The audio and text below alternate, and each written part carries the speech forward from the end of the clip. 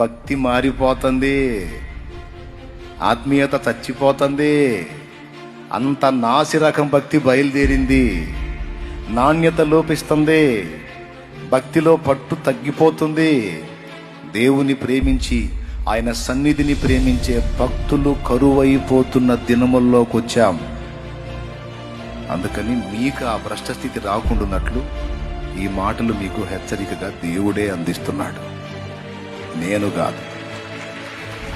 షాలేము రాజు అనే నేను కాదు, పరమ షాలేము రాజు అనేవాడు మీకు ఈ మాటలు అందిస్తున్నాడు. జాగ్రత్త పడండి. దైవ చిత్తాన్ని, సంకల్పాన్ని గుర్తుపట్టి దేవునికి సమీపమై ఆయనకు నచ్చి ఆయన మెచ్చేటువంటి భక్తి చేసి ఆయన్ని ప్రేమించి ఎన్ని రోజులు నీకు భూమి మీద కాలం ఇచ్చాడో అన్ని రోజులు నీ జన్మ చరితార్థం చేసుకొని ఆయన దగ్గరికి చేరటం మన బాధ్యత. కాబట్టి చెవులు గలవాడు ఆత్మస్వరం వినుగాక.